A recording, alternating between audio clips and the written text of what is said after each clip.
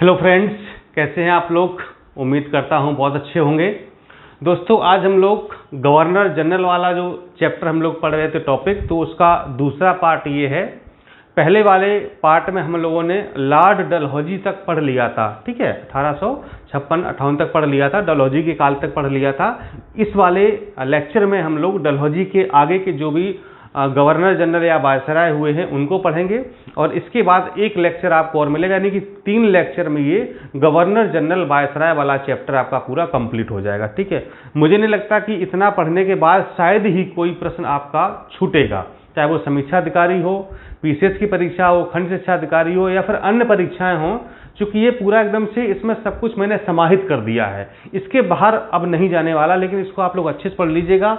आप चाहें तो इसका नोट्स भी अलग से कहीं पेज पर आप नोट कर सकते हैं, ठीक है। जिस तरह से मैंने क्रमबद्ध रूप से किया है उन चीज़ों को आप हाईलाइट कर सकते हैं, जो बीच बीच में जैसे मैंने बताया कि किसने किसको कहा, क्या कहा, या किसने क्या मतलब किया है, तो इनको आप जो है पॉइंट्स को हाईलाइट भी कर सकते हैं, ताकि भविष्य में आप इनको जल्दी से रिवाइज कर सकें, उनको पढ़ सकें, ठीक है।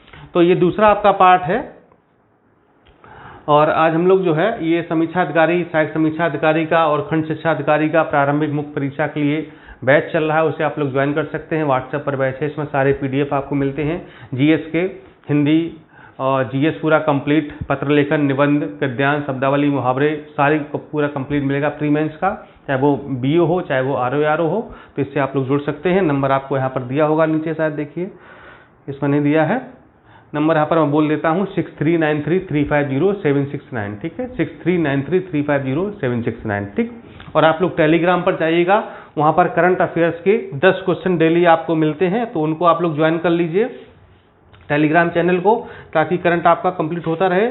10 क्वेश्चन डेली आपको मिलेंगे वहाँ पर, ठीक है, हिंदी इंग्लिश दोनों मिलेंगे, व्याख्या सहित मिलेंगे, उसको आप लोग ज्वाइन कर लीजिए। टेस्ट सीरीज की फिर से सूचना दे रहा हूँ, नोटिफिकेशन के बाद प्रारंभ होगी, नोटिफिकेशन आ जाए, आई थिंक नवंबर में आ सकता है लास्ट में, ठीक है।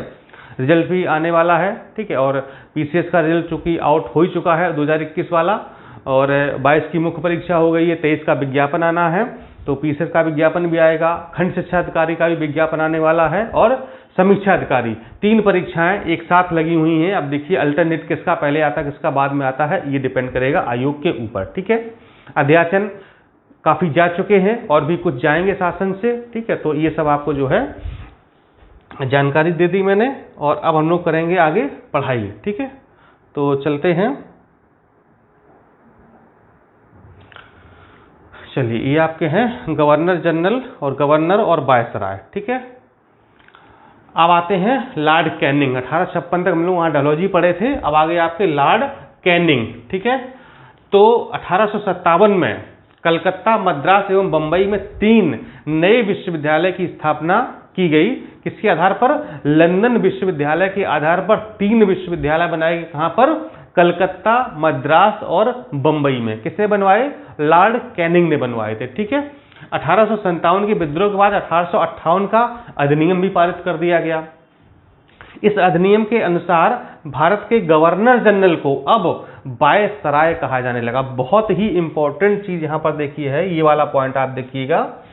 जो आपका अधिनियम आया 1858 का जो अधिनियम आया था, तो जो अभी भारत का गवर्नर जनरल था उसको क्या कहने लगा? वायसराय, ठीक है। ये हम आपको पहले वाले वीडियो में स्टार्टिंग में ब्रीफ में बता चुके हैं, भूमिका मैंने यहीं से बनाई थी, ठीक है। लेकिन फिर से यहां पर आपको रिपीट कर रहे हैं कि 1858 के अधिनियम के द्वारा भारत का गवर्नर जनरल अब भारत का वायसराय कहा जाने लगा। बहुत ही इंपॉर्टेंट अधिनियम था ये। आगे चलते हैं। यह और लॉर्ड कैनिंग ही भारत के पहले गवर्नर बने। चूंकि ये अंतिम गवर्नर जनरल भी थे, तो इनको बना दिया गया पहला भारत का वायसराय। यह भारत में कंपनी द्वारा नियुक्त अंतिम गवर्नर जनरल थे, अंतिम गवर्नर जनरल थे और पहले वायसराय थे, ठीक है। यानी जो अंतिम था वही पहला यहां पर हो जाता। आप पीछे वाला वीडियो देख सकते हैं, ठीक। चलिए आगे बढ़ते हैं। और क्या किया इन्होंने? 1857 के विद्रोह के समय भारत का गवर्नर जनरल कौन था? लॉर्ड कैनिंग था। जो विद्रोह हुआ था, चूंकि 56 से लेकर के 62 तक का कार्यकाल रहा है, तो ये प्रश्न कई बार पीसीएस और आरओ में पूछा गया है कि 1857 के समय भारत का गवर्नर जनरल कौन था, तो आप बताएंगे लॉर्ड कैनिंग था उस समय। 1856 का विधवा पुनर्विवाह अधिनियम लागू किया किसने, इसी के काल में लागू हुआ। 1 नवंबर 1858 ईस्वी को महारानी विक्टोरिया का घोषणा पत्र इन्होंने ही पढ़ा था, कहां पर, इलाहाबाद में पढ़ा था। जो महारानी आई थी यहाँ पर विद्रोह के बाद, तो जो उनका घोषणा पत्र था उनमें उसमें कई सारी घोषणाएं थी, वाला आप डिटेल में आप बुक में पढ़ सकते हैं। तो लॉर्ड कैनिंग ने ही इलाहाबाद में इसको पढ़ा था। यूरोपीय सेना द्वारा जो श्वेत विद्रोह किया गया 1859 में, इसी के काल में हुआ है। नागरिक विधि संहिता, भारतीय दंड संहिता तथा फौजदारी विधि संहिता का निर्माण भी लॉर्ड कैनिंग के शासनकाल में ही किया गया था। और वायसराय कैनिंग के समय में उसके एक अधिकारी सर जेम्स विल्सन ने अगस्त 1860 में पहली बार भारत में आयकर की शुरुआत की थी। ठीक है, अधिकारी कौन था, जेम्स विल्सन, याद रखिएगा। इनकम टैक्स, इसको हम आयकर कहते हैं, तो इसकी शुरुआत की गई थी 1860 में, इसी के काल में। विल्सन को भारत का पहला वित्त मंत्री भी कहा जाता है। अब भाई जो पैसे का लेन देन करेगा, इनकम टैक्स लगा देगा, ठीक है, तो वित्त मंत्री तो कहा ही जाएगा उसको। कैनिंग की मृत्यु के बाद इन्हें कलकत्ता के मलिक बाजार के निकट दफनाया गया, जहां आज भी उनकी कब्र है। ठीक, कलकत्ता के पास, ये भी कहीं पूछ दिया जाता है कि कहां पर, मलिक बाजार कलकत्ता के पास। ठीक है, कलकत्ता में मलिक बाजार के पास इसकी कब्र है। चलिए आगे बढ़ते हैं। अब आते हैं लॉर्ड मेयो। 1869 से लेकर के 1872 तक ये रहते हैं। देखते हैं क्या क्या करते हैं। काठियावाड़ जो कि आपका गुजरात में पड़ता है, काठियावाड़ में राजकोट कॉलेज तथा भारतीय युवराजों को राजनीतिक प्रशिक्षण देने के लिए अजमेर में मेयो कॉलेज की स्थापना इन्हीं काल में की गई थी। अब इसी के नाम पर रखा गया लॉर्ड मेयो, तो मेयो कॉलेज अजमेर में, और काठियावाड़ में राजकोट कॉलेज की स्थापना इसके काल में की गई। भारतीय सांख्यिकी सर्वेक्षण विभाग की स्थापना की गई। कृषि एवं वाणिज्य विभाग की स्थापना की गई 1872 में। केंद्र तथा प्रांतों के मध्य राजस्व के बंटवारे की नई प्रणाली का शुभारंभ किया गया, अर्थात वित्तीय विकेंद्रीकरण। ठीक है, फाइनेंशियल डिसेंट्रलाइजेशन इसके काल में ही किया गया था।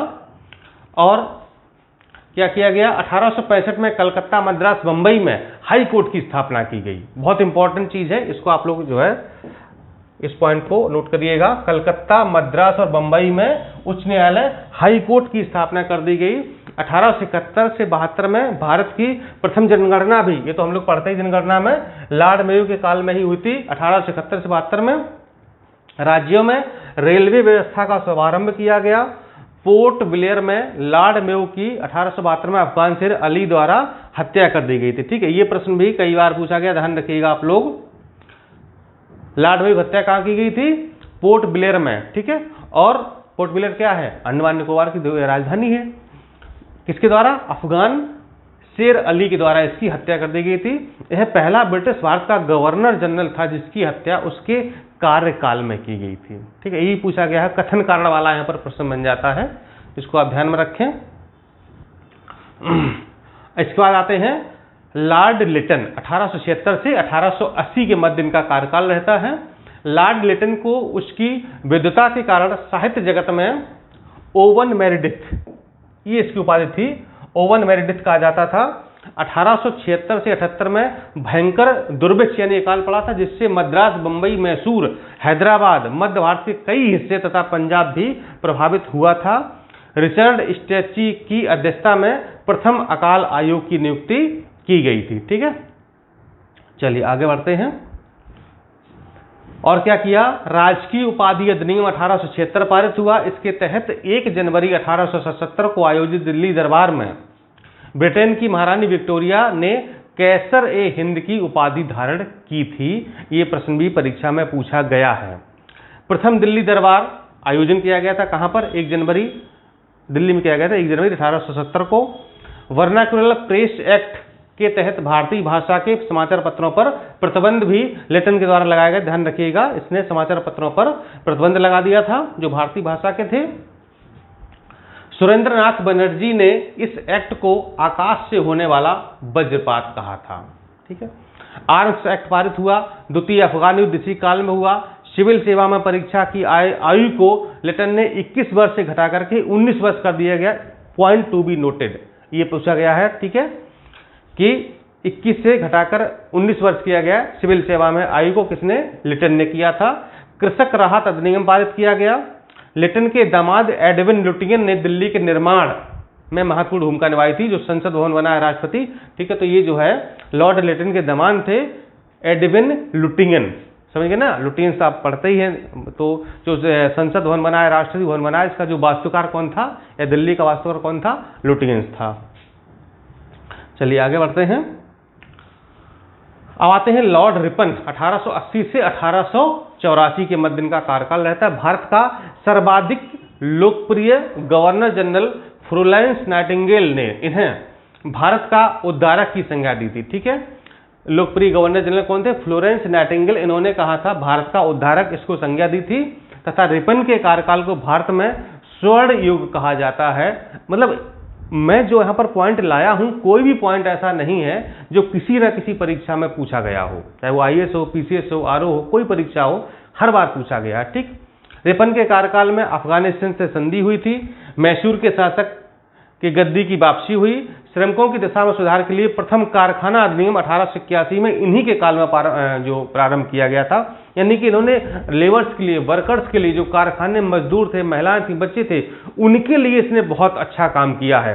यहाँ तक कि जो काम के घंटे भी इसने कम करवाए, हफ्ते में 1 दिन की 2 दिन की छुट्टी का जो प्रावधान है वो इसी के कार्यकाल में हुआ था। जो संडे को आप छुट्टी मनाते हैं, ये लॉर्ड रिपन की ही देन है, ध्यान रखिएगा।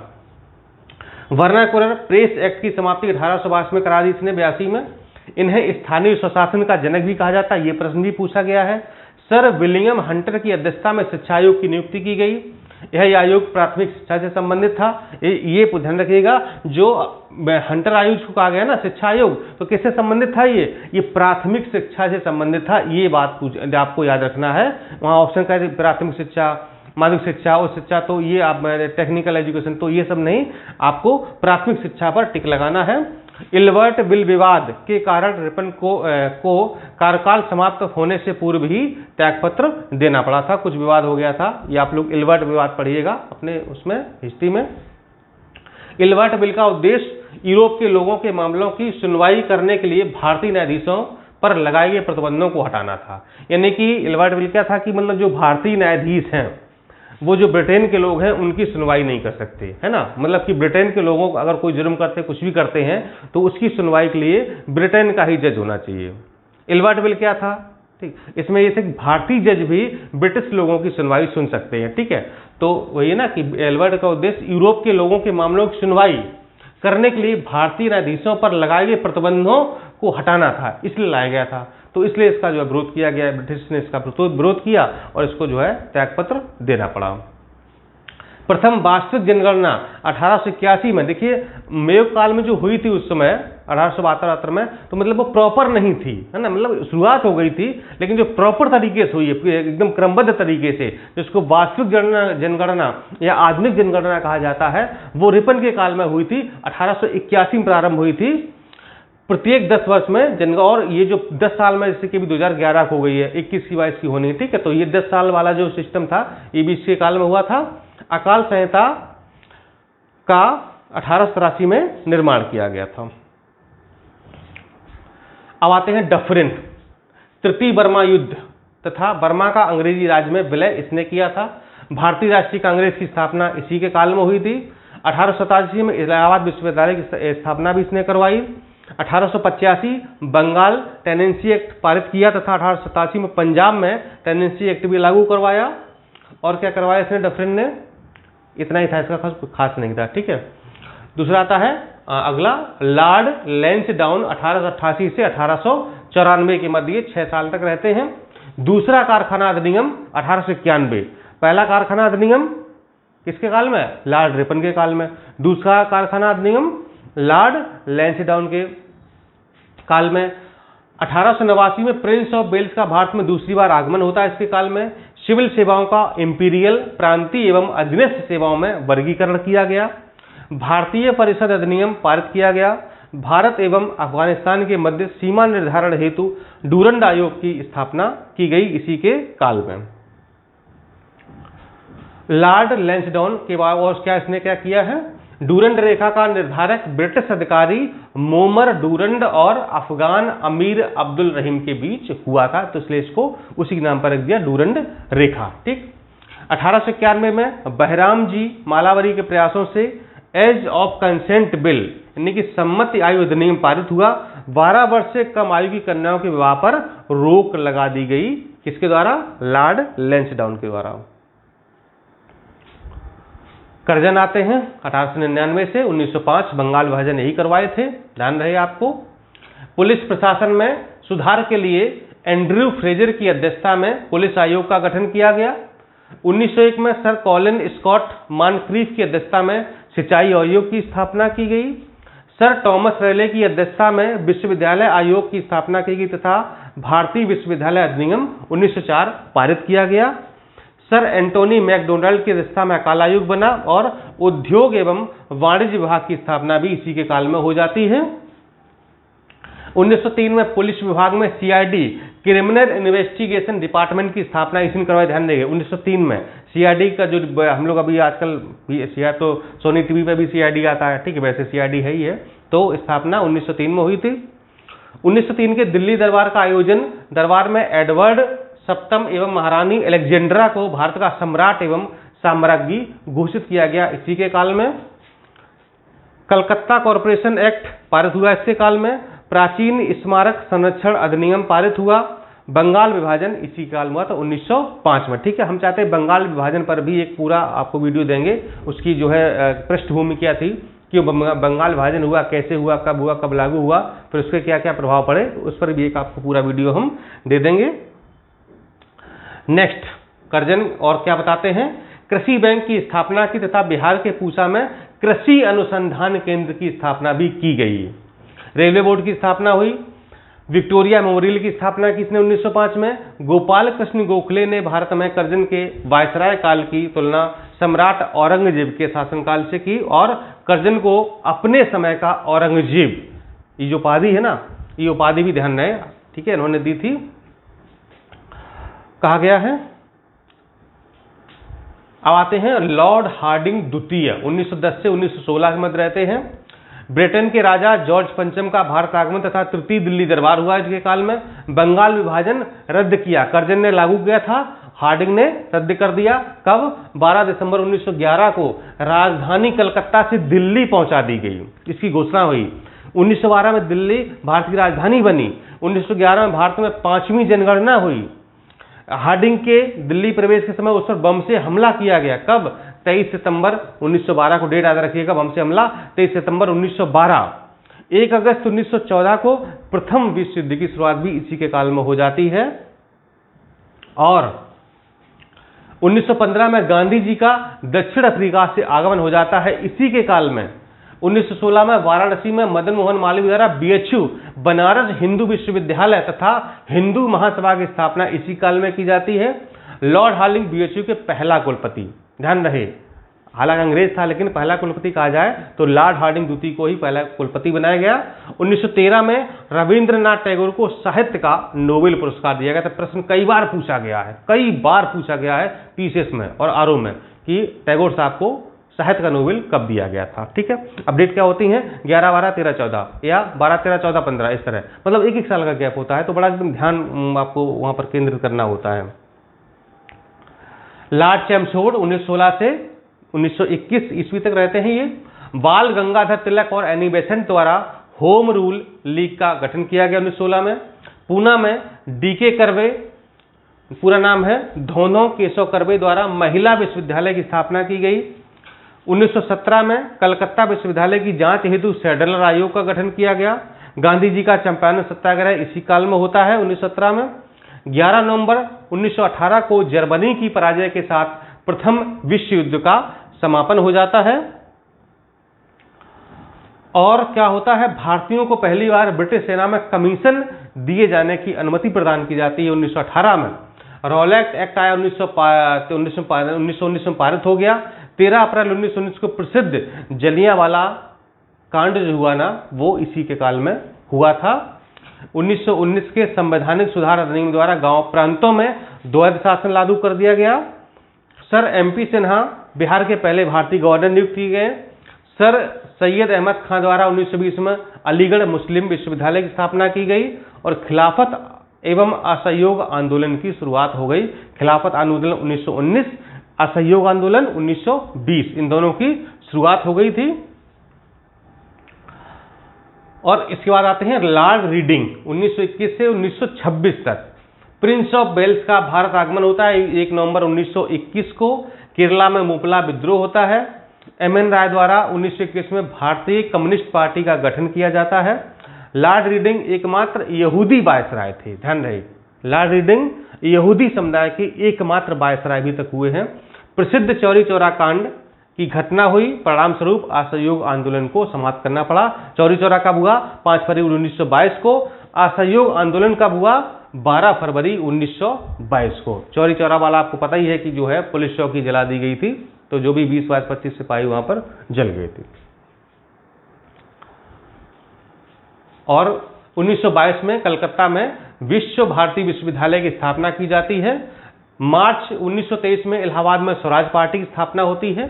1923 में प्रशासनिक सेवाओं में उम्मीदवारों के चयन हेतु लंदन एवं दिल्ली में एक साथ परीक्षा की व्यवस्था की गई। एक टाइम पे दोनों लंदन में भी और भारत में भी परीक्षा होगी। द्वैध शासन के मूल्यांकन हेतु 1924 में मूडी मैन कमेटी का गठन किया गया। और रीडिंग के काल में प्रसिद्ध काकोरी एक्शन 1925 भी हुआ है। ठीक है, ये पहले काकोरी कांड हुआ करता ना, अब काकोरी ट्रेन एक्शन उसका नाम बदल दिया है योगी जी ने, तो इसको याद रखिएगा। ठीक, तो ये तो आपके जो है इस वाले लेक्चर में लॉर्ड रीडिंग तक आपका हो गया। ठीक है, अब हम लोग अगले वाले लेक्चर में पढ़ेंगे इसके आगे वाला। ठीक है, बाकी इसको आप लोग ये मत सोचिए कि हम आपको सिर्फ मतलब लिख के दे दिया पढ़ा रहे। हमारा उद्देश्य बस ये है कि या तो साहब मेरे साथ आप रिवाइज करें या इन चीज़ों को नोट कर लें, मतलब आपको एक आइडिया लग जाए कि हमको पढ़ना क्या है, किन किन चीज़ों पर फोकस करना है। वरना पढ़ने में तो बहुत दुनिया भर की सामग्री है, बहुत सारी किताबें हैं, किताबों में बहुत सारा मैटर है, लेकिन आपको अपना ध्यान केंद्रित करना कि हमको पढ़ाई कितनी करनी है, क्योंकि पढ़ाई की कोई सीमा नहीं, कोई अंत नहीं है। ठीक है, तो आपको सेलेक्टिव स्टडी करना है। ठीक, इसलिए हम जो है ये चीज़ें आपको बता रहे हैं। ठीक, चलिए फिर मिलता हूँ नेक्स्ट वीडियो में। नमस्कार, जय हिंद।